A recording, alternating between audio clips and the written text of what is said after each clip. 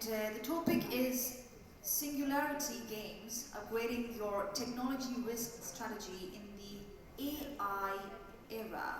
And our speaker is Kenneth Damien. All of you please put your hands together for Mr. Kenneth Damien, the co-founder of Future Impact Summit.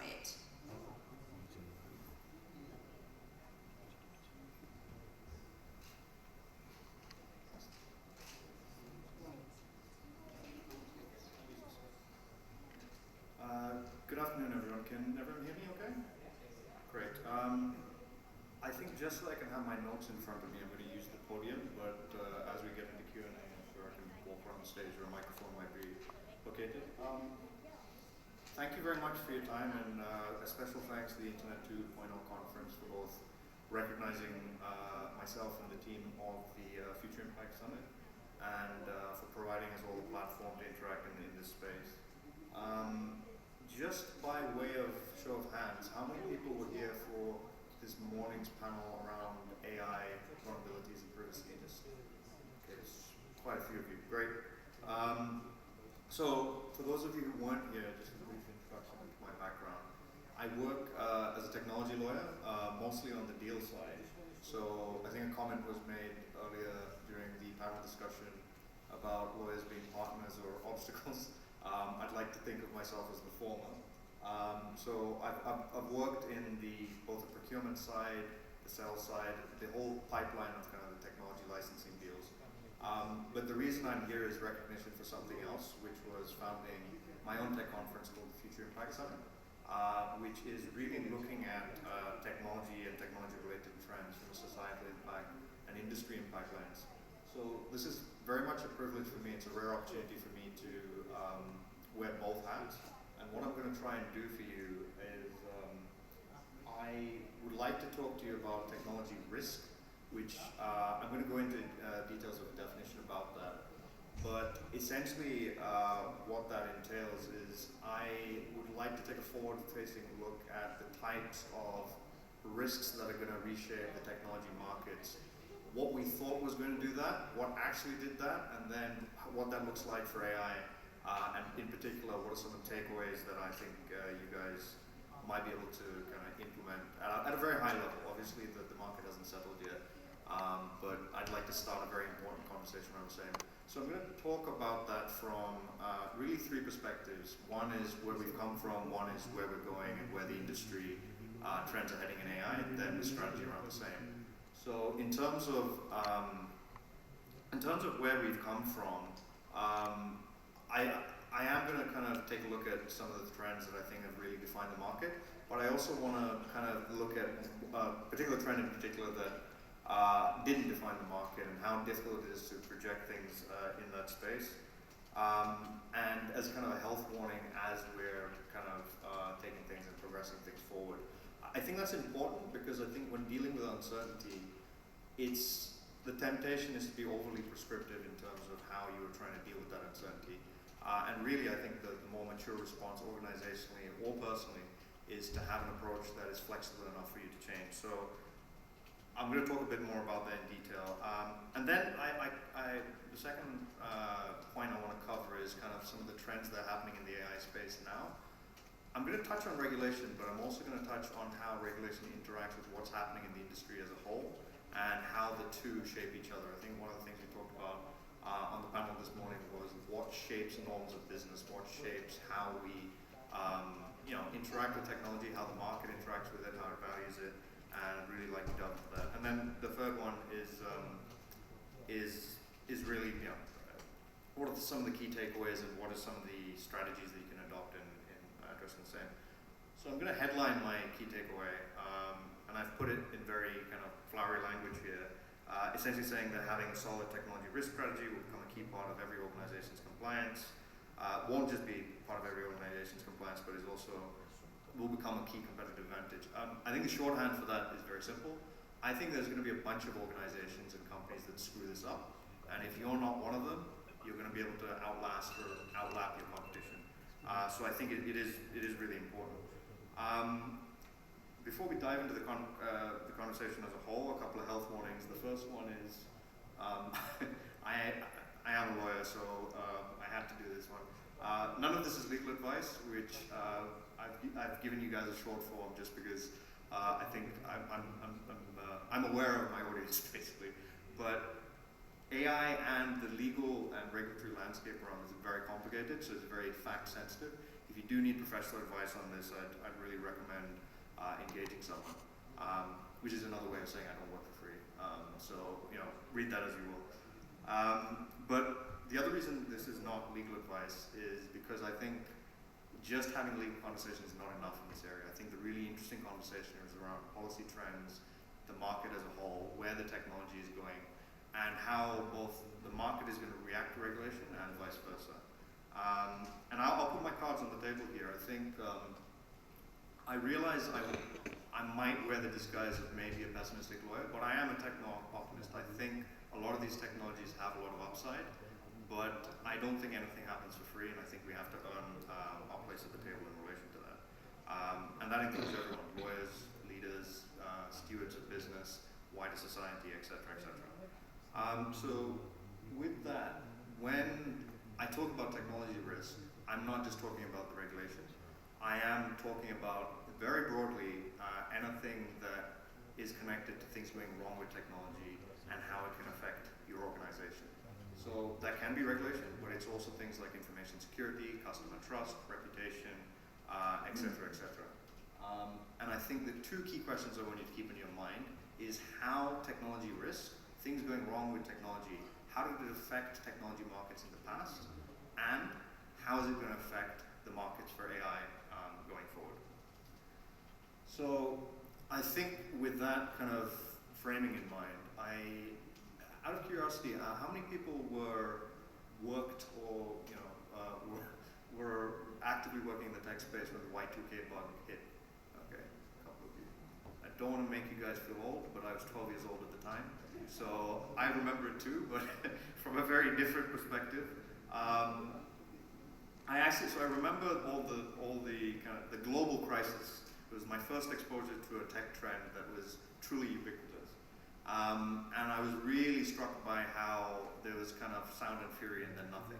But then the nothing was filled with a lot of kind of techno optimism, which I think laid the foundation stone of where we are now.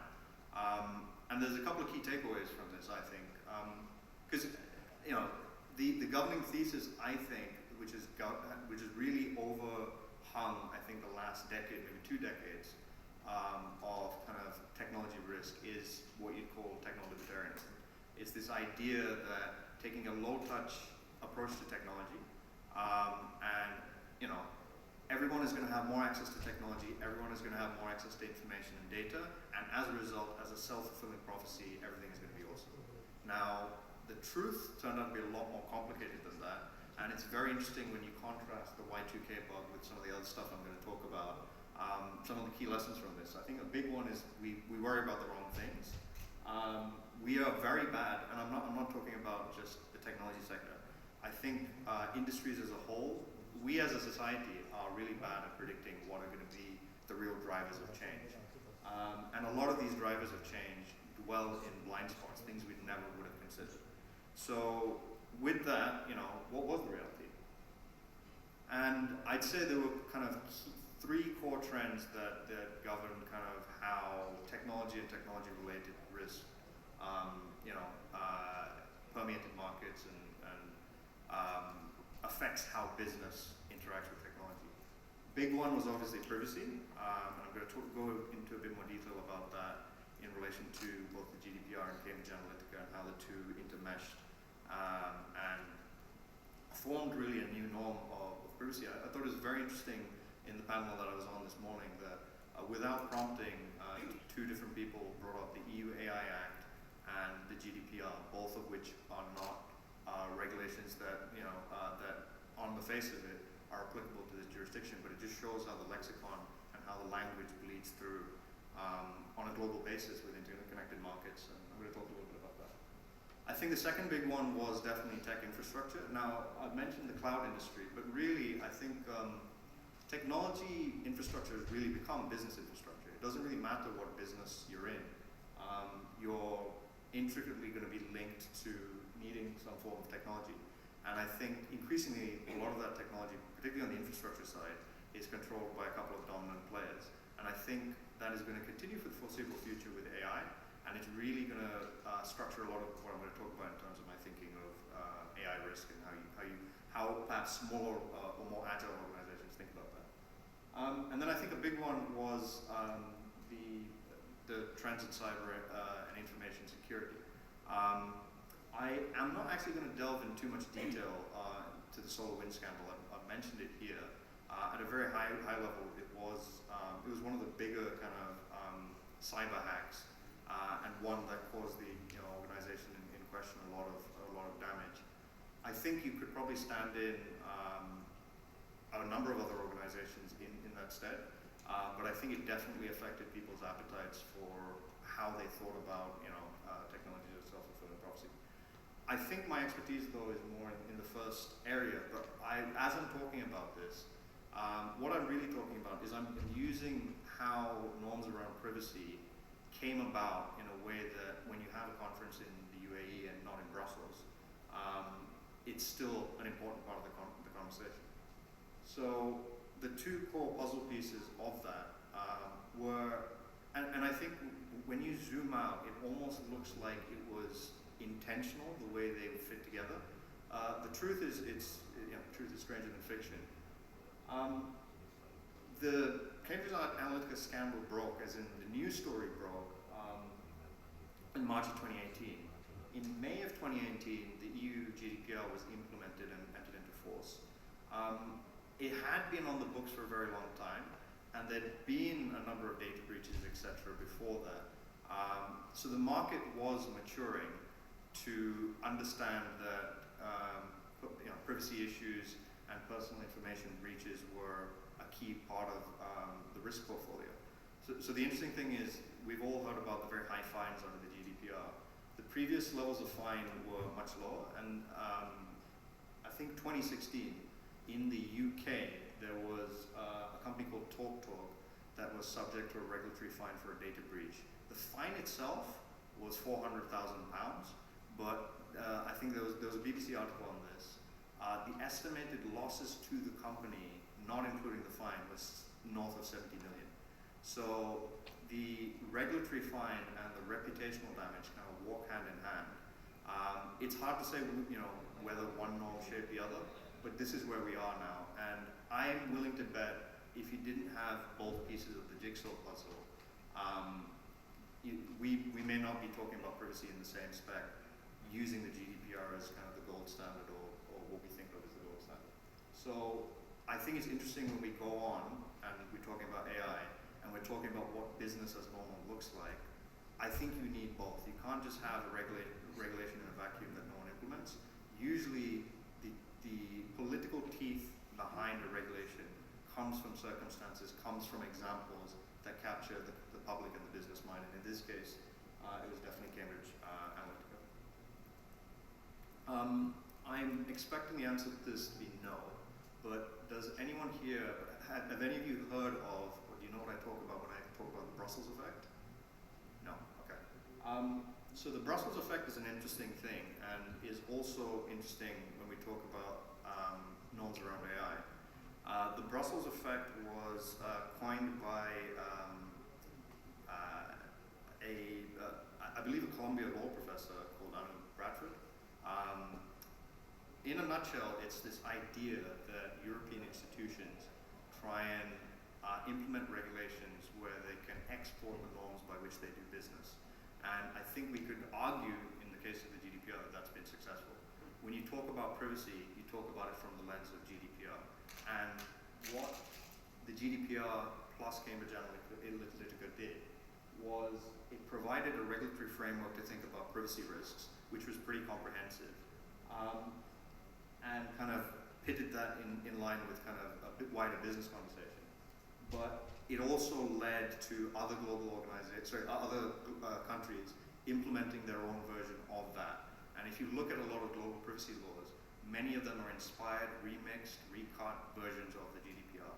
So that is important because in many ways what the EU is trying to pull off with the EU AI Act, and as a start, during this starting phase they seem to be successful, is the GDPR 2.0, by which I mean they want to define the ground rules in terms of how AI is going to be used on the global stage. I've got some further thoughts on that, so I'll put a pencil in for now. So look, this brings us on to the AI sector, and I've jotted down a couple of industry trends here. I'd love to hear from people in the audience during the Q&A if we get there. How you guys think, what would be the three equivalent trends that we're going to talk about 5 to 10 years down the line? For now, I think these aren't necessarily trends, but these are some of the things in the water that definitely relate to the promise of what AI could be. And I think one big one is the pace at which things are happening. So another bit of trivia, does anyone know how long it took ChatGPT to reach 1 million users? So Facebook took 10 months, Spotify took 5. 18 minutes? No, not that fast. It was 5 days. It was 5 days. So that's the scale at which we're talking about things accelerating. And it's so the panel this morning, Vidhi mentioned this idea that technology always outpaces regulation. It's 100% true. It's commonly known as the pacing problem. And essentially with AI, we're going to have a pacing problem on steroids. But what this means from a business perspective is quite exciting in that I think, I mean, both in terms of how AI develops in itself, the other thing that's interesting is the associated industries that are going to develop alongside. And I think two large subcategories are kind of supplemental industries, but also how we use data. Now the premise and the assumption right now is that large language models need vast quantities of data to support what they're doing, to support the value add that they're going to have. I think it's going to be interesting to see if there's a market and solutions that relate to low amounts of data, but also synthetic data, because technically a lot of the regulatory risk is associated with using the data that you don't have a valid license to, and data that you should be using in a manner that you should, associated with people, etc. So it's going to be interesting to see if the market kind of throws something out in that regard. And the second is, what are all these other technologies that it might enable and create use cases for? And then the final thing is obviously market disruption, and I mentioned this previously.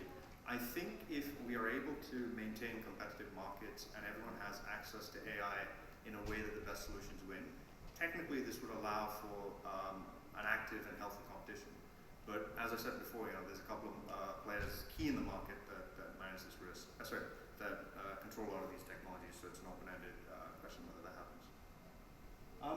So in relation to, there's a lot of details on this slide, but in relation to the regulation, the core thing that I think is important for business leaders to bear in mind is it's not a given that the EU AI Act is going to be the gold standard by which AI is governed. Now, I think it's an important step forward. I think it has a lot of use.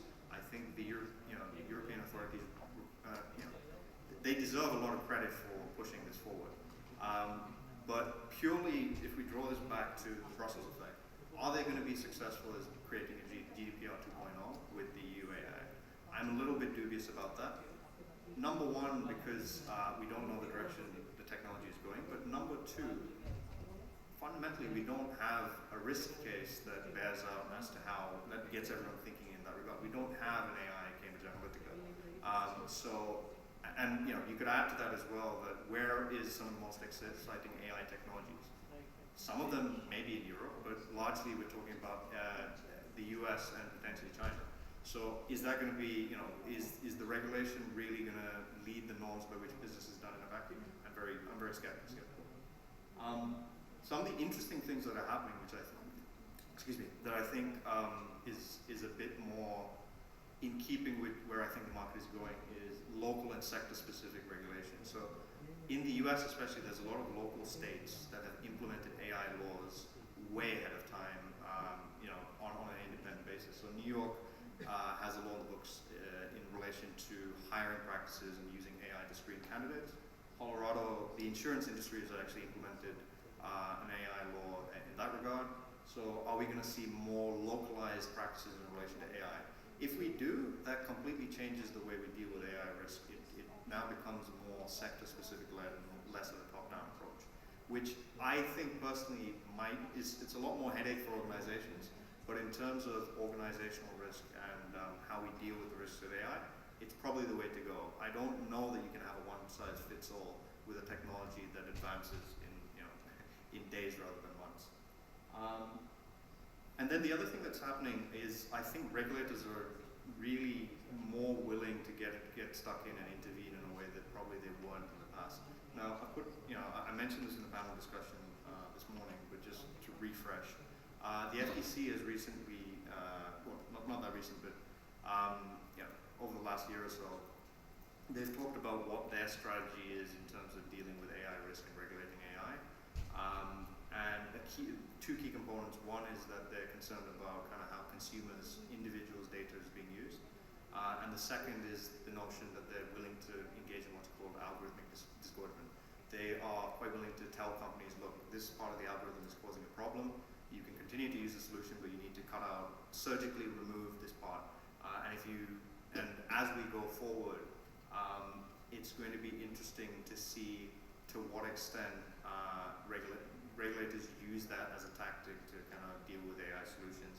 And if that's the case, then we could have a situation where regulatory sanction is kind of changing the markets in and of themselves, and people prefer certain providers rather than others, which underwrites kind of what I was saying in terms of it being a competitive advantage.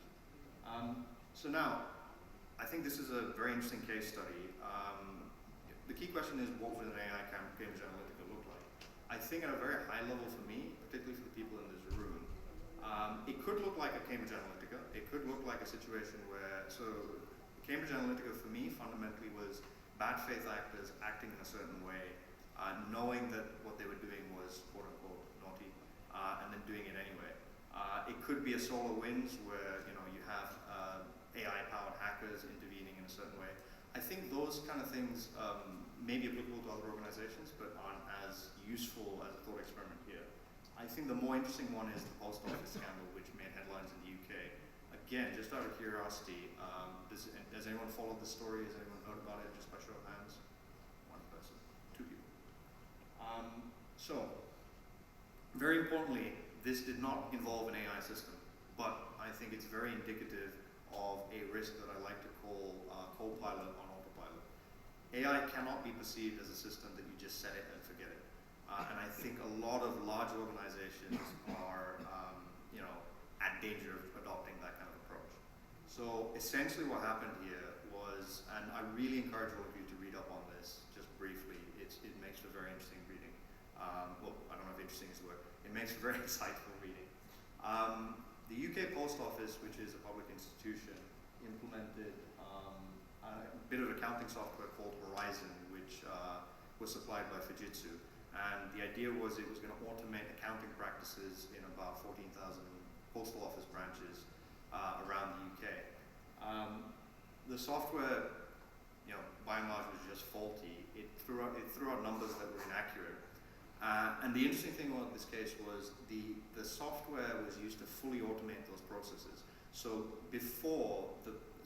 UK postmasters, they're called, people who are contracted via the post office, aren't formally employed by the post office.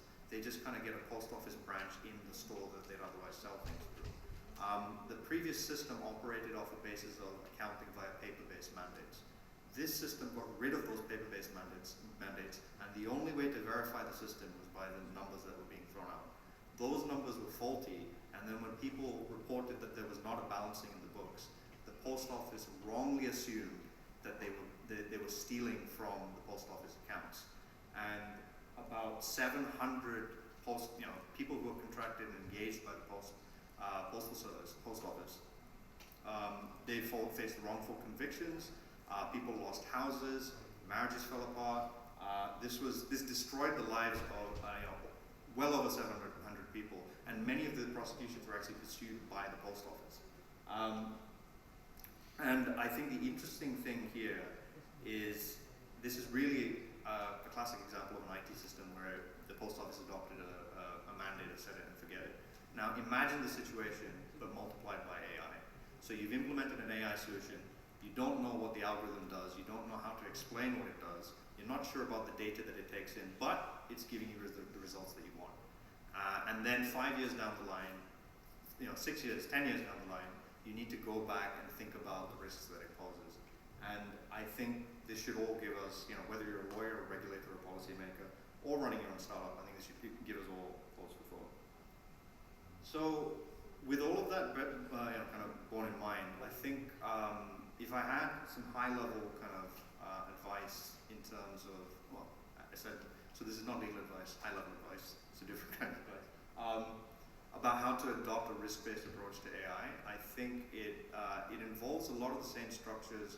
If you started to be compliant with the GDPR and you know where your data is and you adopt diligent recording methods, I'd say you're 50% of the way there in terms of the approach. You need to do more work, but fundamentally I think there's 3 core principles. One is being outcome focused, and I think the key question in here is, I think whenever you have a fever pitch with any kind of technology, be it AI, blockchain, cryptocurrency, whatever it is, the key question to ask really is, do I need to do this in this technology format?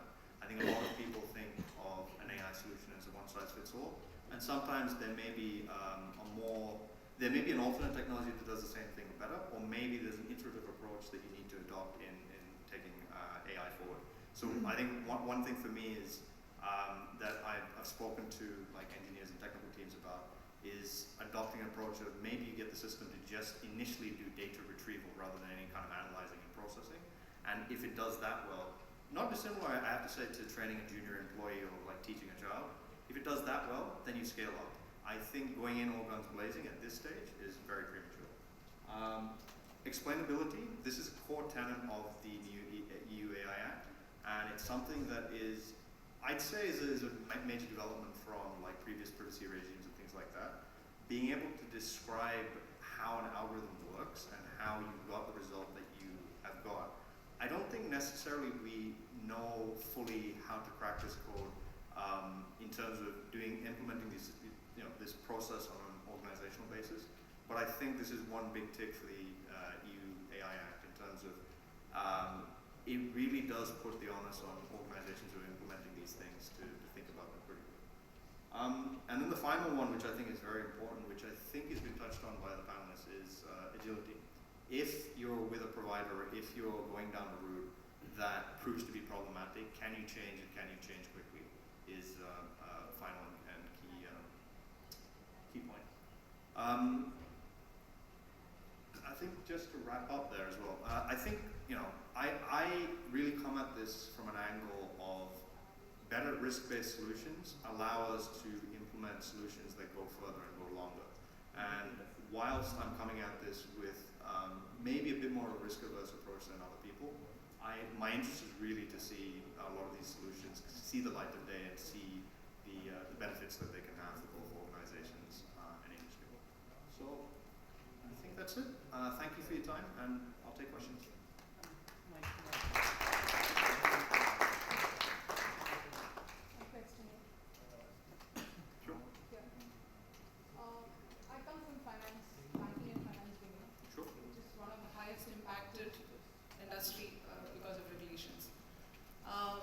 I think one of the, historically what we have seen, if I just look the way the regulations are formed, most of the regulatory frameworks have been case-based. They have waited for something to happen to address that. So it's, rather than addressing a tech risk, it's been addressing technical issues which have already happened. Right.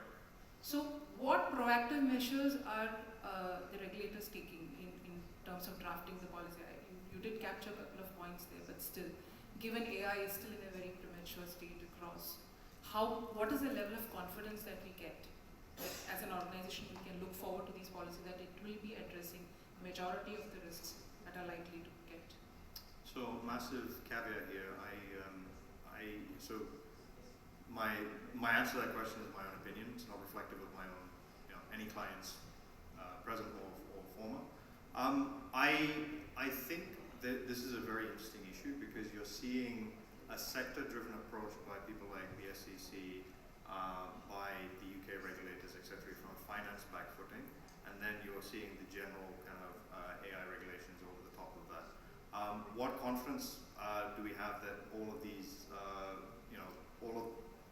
all of these approaches are going to be a catch-all? I don't think we do, quite honestly, because I think So in my head, always with AI, there's a kind of flashpoint one-off scenario where you have a negative impact that is quite isolated, like Cambridge Analytica. But then there's always, in the financial services sector, there's always kind of systemic risk issues. And I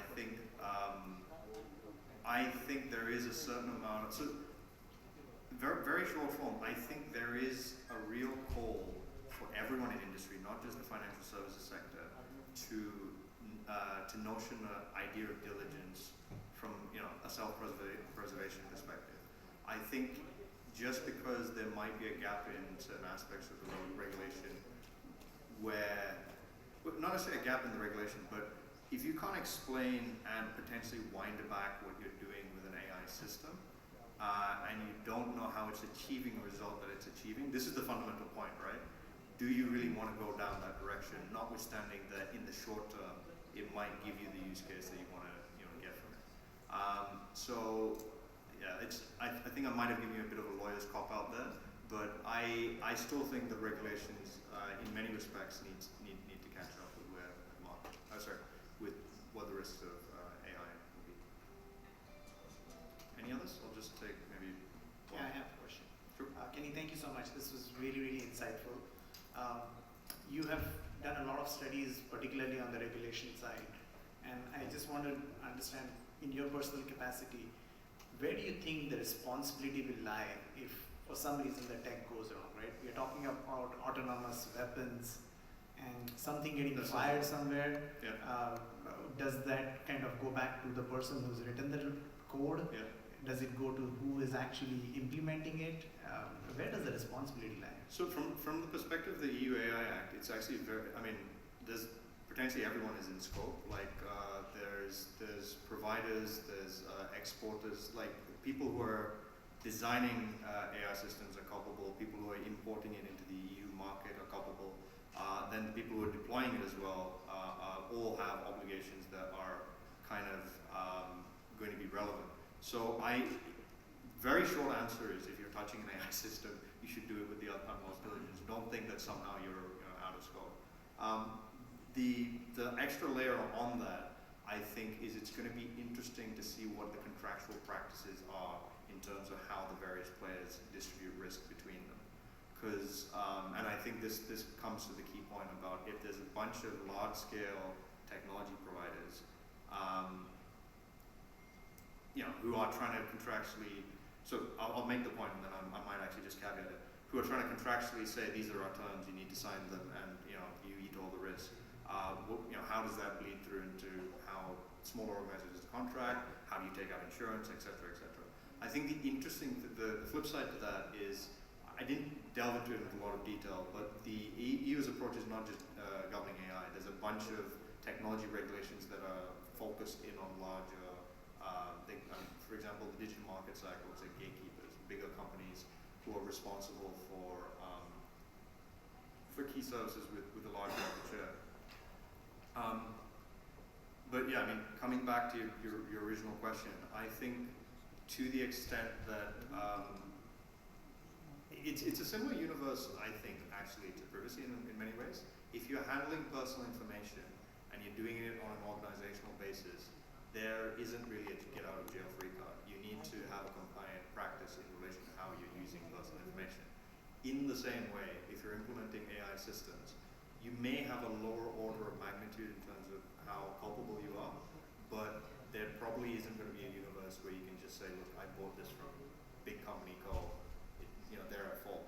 The same rules apply. And I think it's a very important and interesting question, because it underscores the fact that some people are thinking about AI as very unique.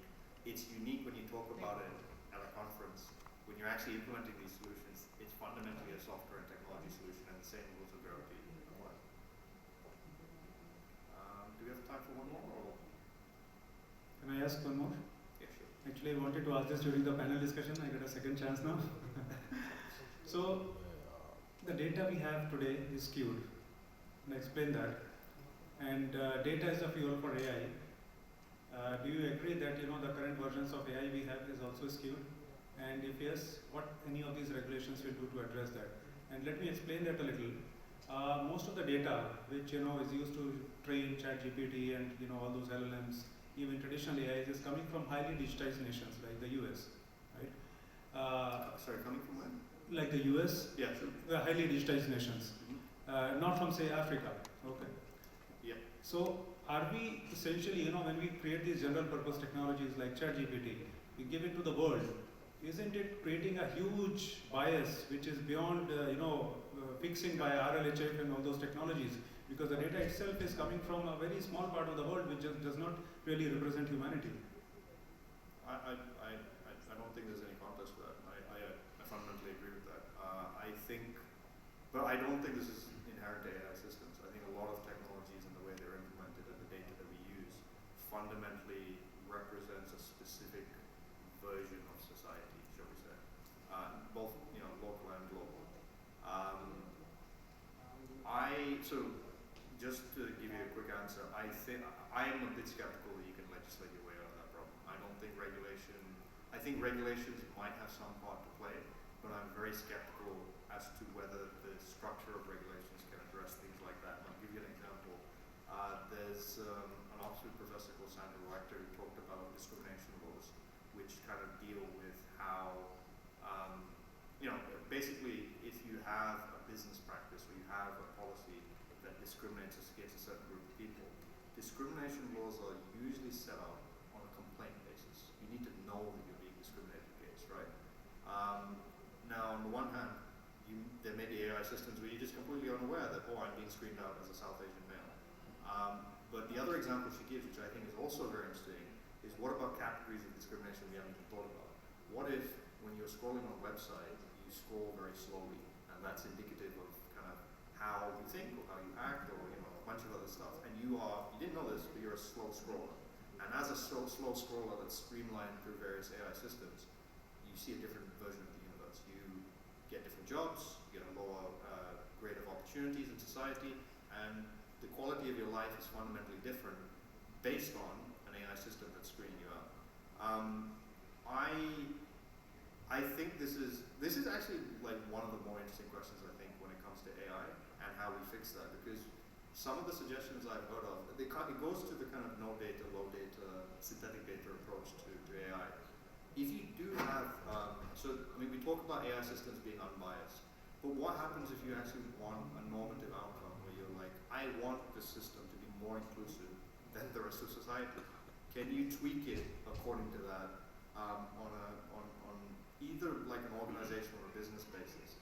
I suppose you can, but I don't think you can regulate for that.